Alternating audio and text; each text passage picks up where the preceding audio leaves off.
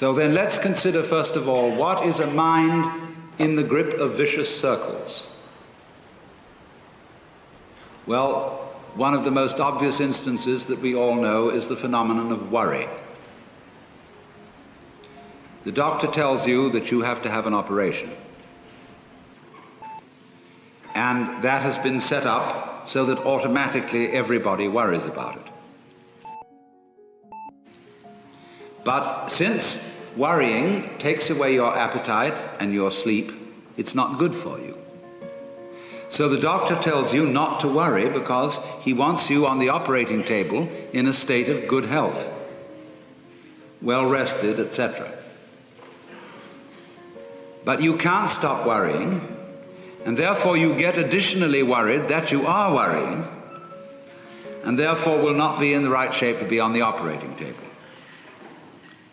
And then, furthermore, because that is quite absurd, and you are mad at yourself because you do it, you are worried because you worry because you worry. That is a vicious circle. So now, can you allow your mind to be quiet? Isn't it difficult? Because the mind seems to be like a monkey, jumping up and down and jabbering all the time. Once you've learned to think, you can't stop. And an enormous number of people devote their lives to keeping their minds busy and feel extremely uncomfortable with silence. When you're alone, nobody's saying anything, there's nothing to do. There's this worry, this lack of distraction. I'm left alone with myself, and I want to get away from myself. I'm always wanting to get away from myself. That's why I go to the movies, that's why I read mystery stories, that's why I go after girls, or anything that you do, or get drunk, or whatever. I don't want to be with myself. I feel queer. So, well, why do you want to run away from yourself? What's so bad about it? Why do you want to forget this? Why do you want to become absorbed? Because you are addicted to thoughts.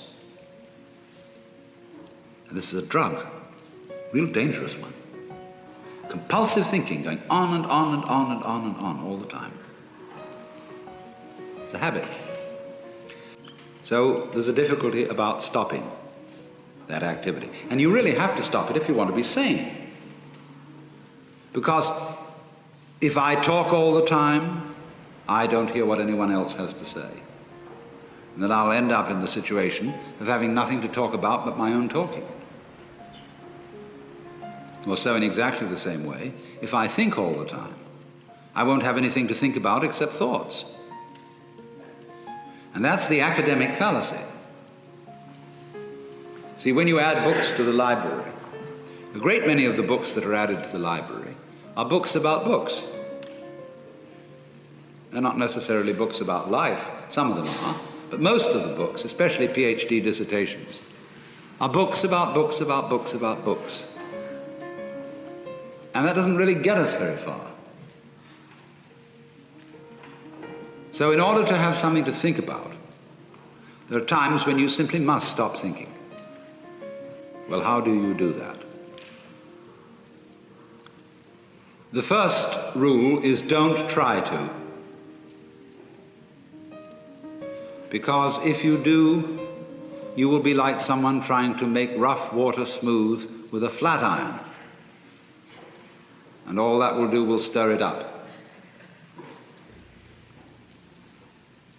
So in the same way as a muddy, turbulent pool quiets itself when left alone, you have to know how to leave your mind alone. It will quiet itself.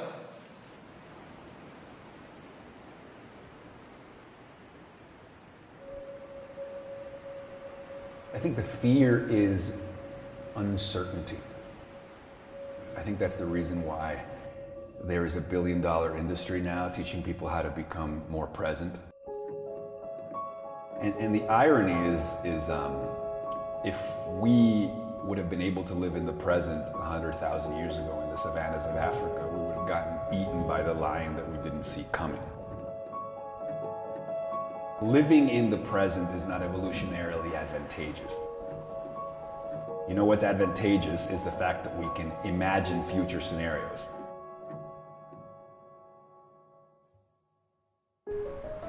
The reason we have memory, and Jordan Peterson talks about this, is not so we can relish about past times, is so that we can learn from things that happened in the past and make inferences about what's going to happen. Mitigating against future risk was biologically selected for. Those who did that bred more widely. And so we have inherited that brilliant neuroses of foreshadowing future danger and mitigating against it. Problem is, once we've made the world safe, we still are like a hamster in a hamster wheel. It's like you may have money, you may be paying your rent, you maybe have a wife and a kid and this and that, but you're still worried about tomorrow. Like, what's gonna happen? Oh my God, the collapse of the government, a terrorist attack, an airplane disaster. Like, that's the wire. Ironically, we've gotten to a time where now some of the hardware that has served us so well is now problematic, and there's this desire to return to a kind of capacity to be here now and actually like neuter our foreshadowing capacity and a relishing of memory.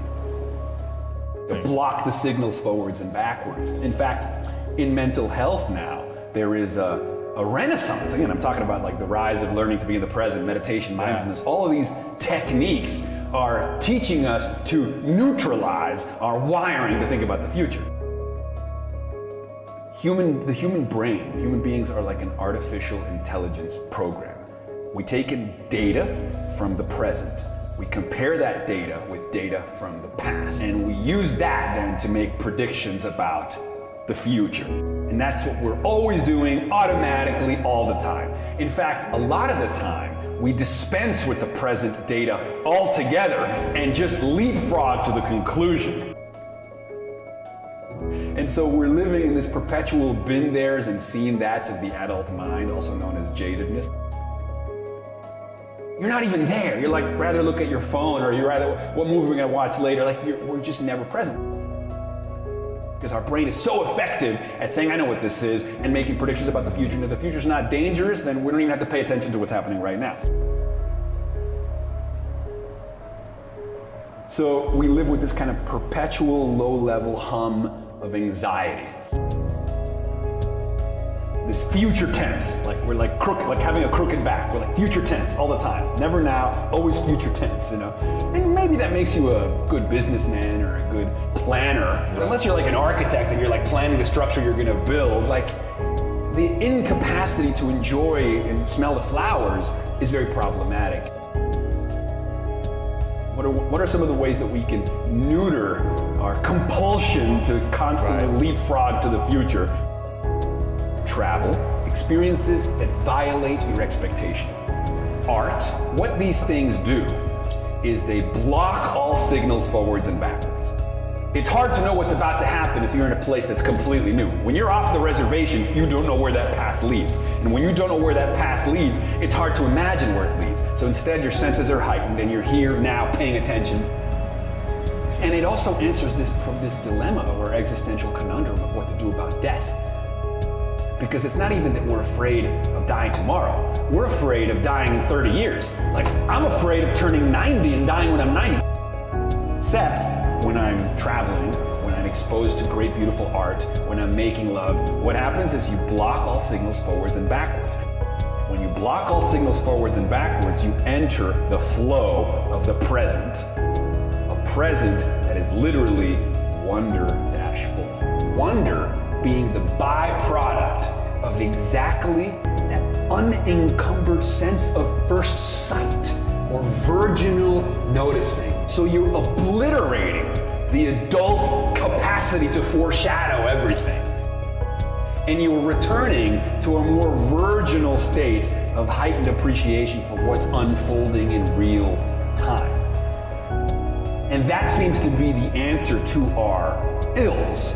Because when we have those experiences, we have awe. And awe is an experience of such perceptual expansion in the moment that all your mental models about what this is are fucking obliterated. Oh, now I know what a glacier looks like.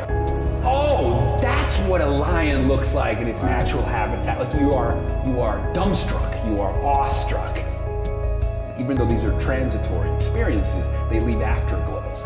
That's why when people take magic mushrooms and have a mystical experience, or when they go to the Grand Canyon and they see their child be born, they're left with this afterglow for weeks, months, sometimes even years afterwards of increased well-being, increased creativity, and increased compassion for other people. Perhaps the answer to the existential agitation of what to do with ourselves in the face of death is simply to stop and smell the roses, to learn to steward the contents of consciousness to the here and now. When we get caught up in like the excessive rumination and overthinking, to not get caught up in routine or patterns of thinking. By exposing ourselves to great art, to travel, to do things new and different. Or you know, you're hurled back into the flow of the now.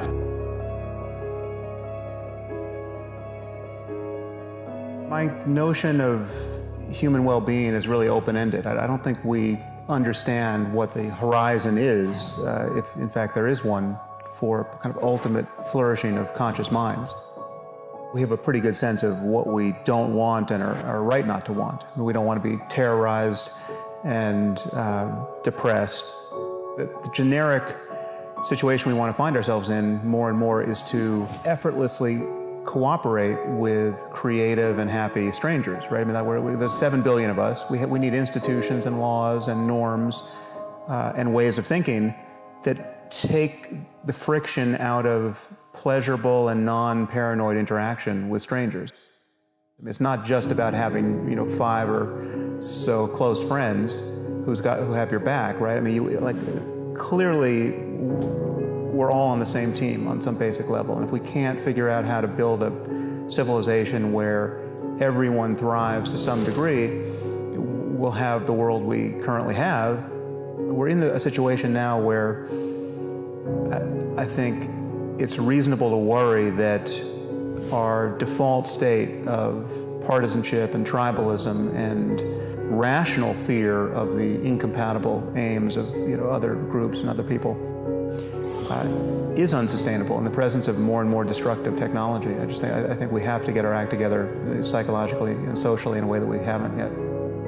Philanthropy is, when it's telescopic in this way, when you're just signing a check, you're not necessarily connected to the good you're doing. And I can imagine someone doing immense good in the world by signing very large checks, but not actually internalizing the gratification of that.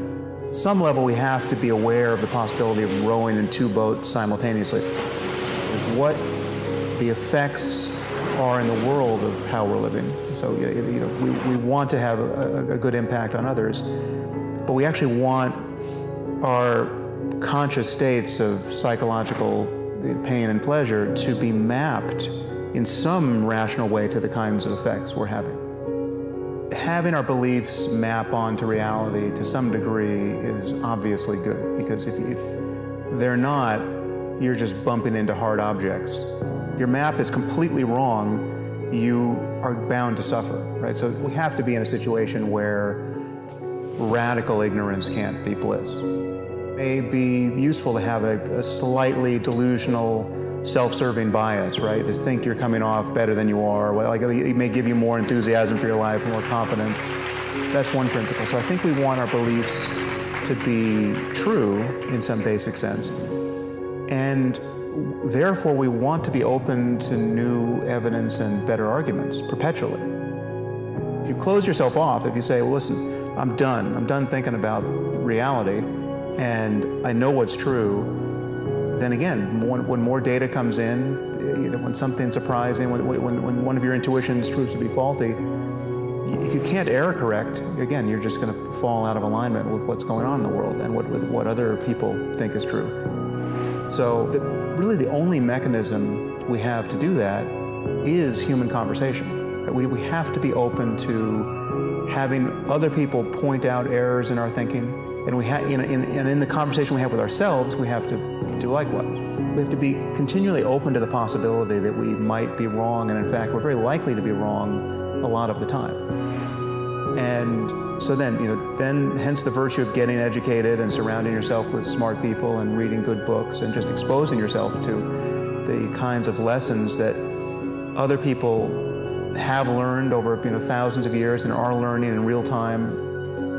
Most of what people care about can be thought of as a skill. Right? I mean, well-being is a skill. Not suffering unnecessarily is a skill. Regulating, noticing your emotional life and regulating negative emotion is a skill.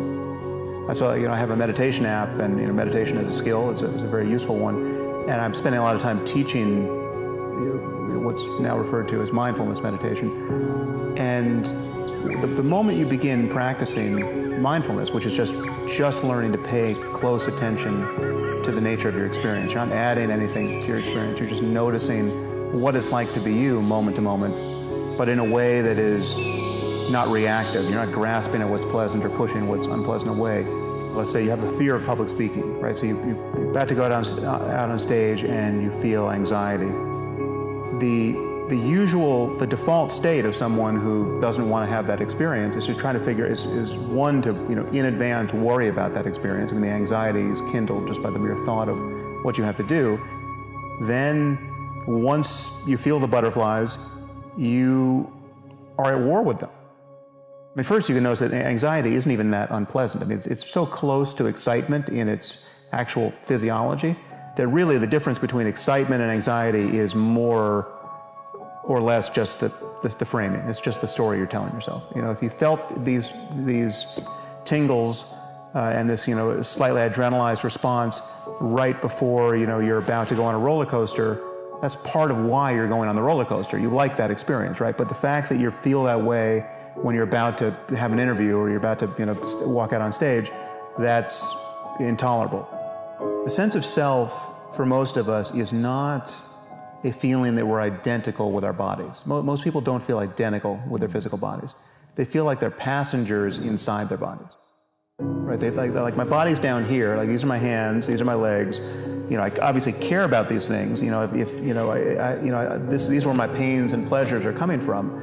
But I'm up here in the head. So much of what we're thinking is making us miserable, right? So much of it is unpleasant. So much of it is causing anxiety. You look at your to-do list. You got 50 things on it. You just feel like, oh my God, the day is not long enough. This is the state we're in, and the obverse of that is when we're really just connecting with life in a joyful, creative, beautiful way. Like when you look out the window and it's the most beautiful sunset ever, and you are just looking at the sunset, right? You're you're fully connected with its beauty. Those are all moments where you're losing this sense of self. You're not really aware of losing the sense of self in those moments. You're not really aware of what is freeing about those moments, and you can't do it in other circumstances.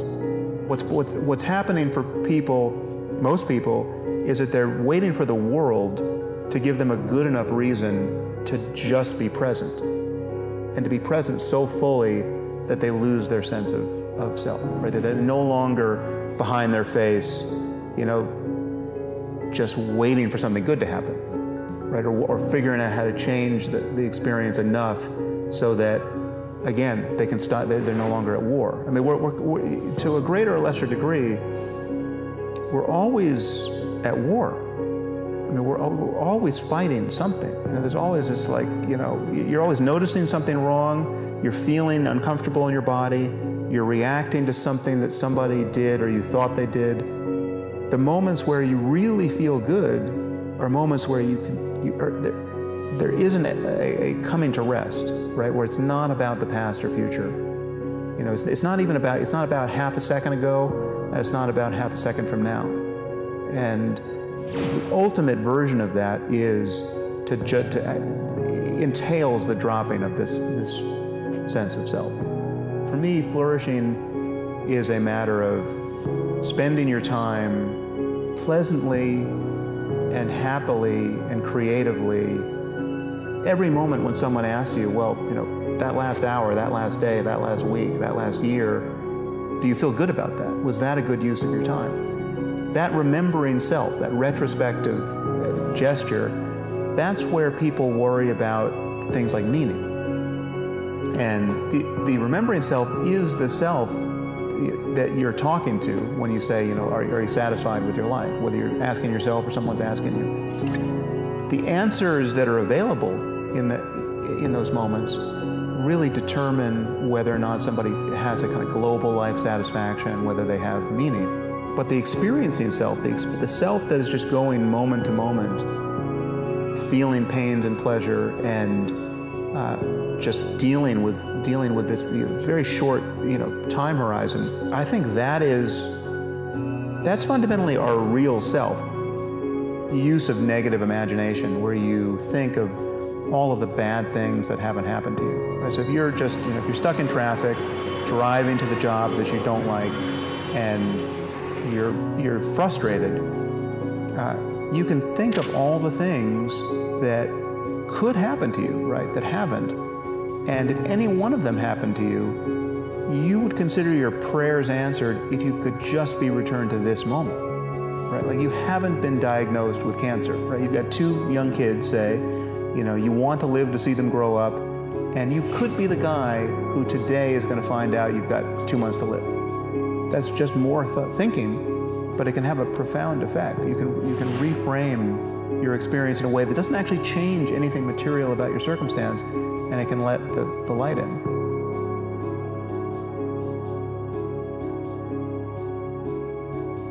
I had a really good friend of mine, I went to lunch, and he said, I don't know who this guy is here in front of me. And he goes, let me ask you a question, honestly.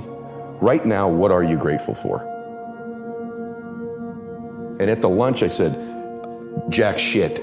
Nothing, brother. There's nothing good in my life right now.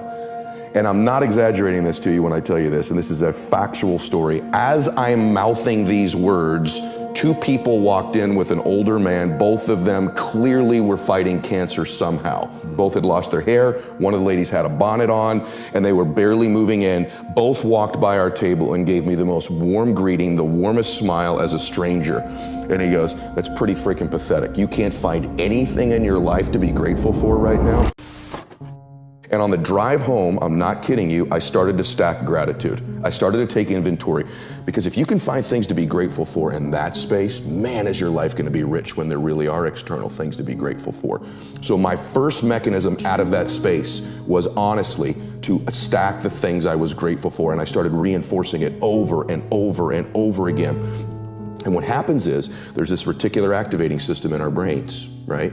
And all of a sudden, because that's the messaging I was giving myself, all of a sudden, all these things start to come into my awareness that I'm grateful for. I start to magnetize to myself some people that I needed to find into my life, and that was the next layer. I started to see things to be grateful for. My health, my fitness, people who loved me. And what it did is it changed my state. When I stacked gratitude, I changed what I did in the morning, and I changed what I did in the evening. And so somehow by grabbing control of my morning and by grabbing control of my evening, I got some measure of control over the middle of my day.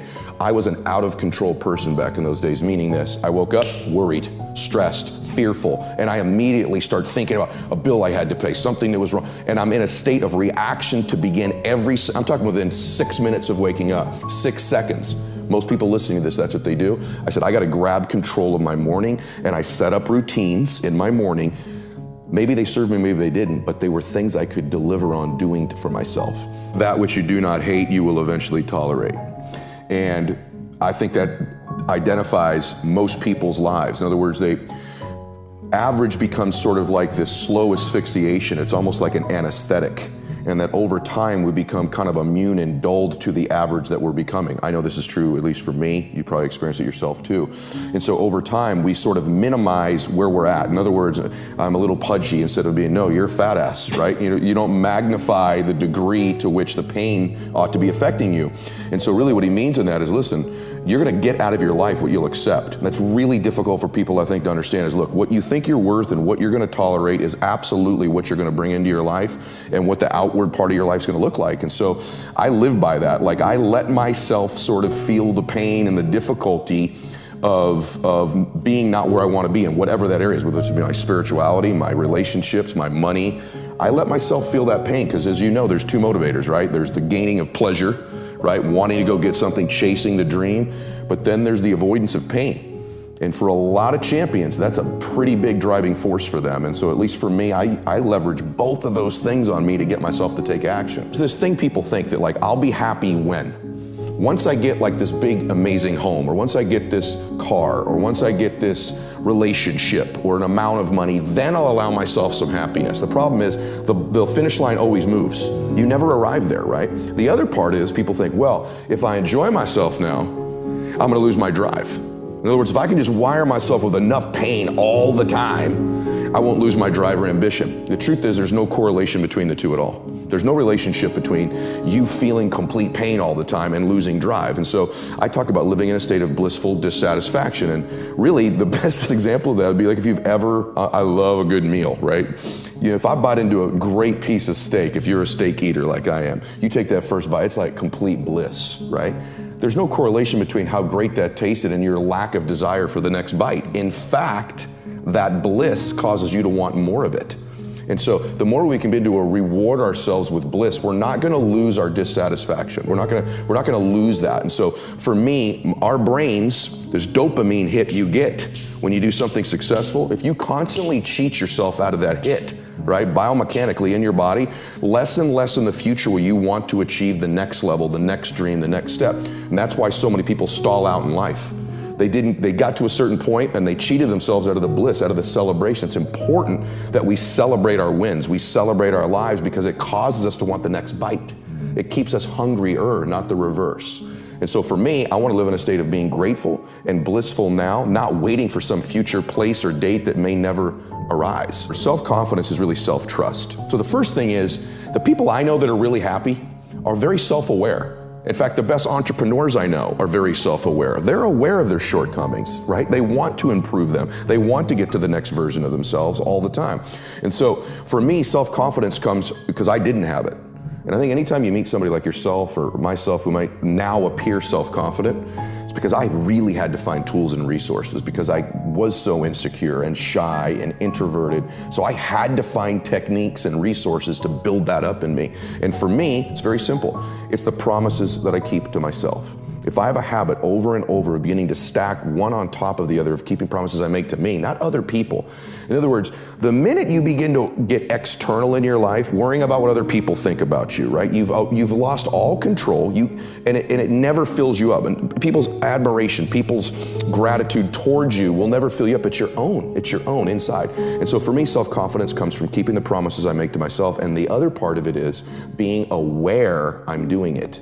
In other words, most people don't give themselves enough credit all the time. They're very aware of these 20% things and not aware of the 80, right? And that's why the dosage is so important too. You've nailed it. It should be 80-20, right? Because people get addicted to this.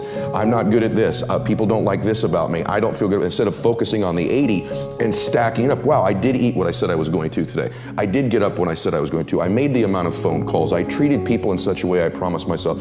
It's not just doing those things. It's rewarding it. It's being aware of it and stacking that up. When I work with athletes, the successful athletes I work with, when they're in a slump, it's never that they can't hit a ball anymore or make a shot or swing a golf club. They've lost their self-confidence. Somewhere along the way, they've lost the ability to focus on the things they are great at and stacking those promises they make to themselves. And the way I get them to break their slump is not correcting their swing or getting them positive. It's getting them to acknowledge the small promises, showing up to batting practice early, hitting that extra bucket of balls, beginning to reward themselves for the extra promises they keep to themselves, puts them back in a state of self-confidence. All of a sudden, they're hitting the ball great again.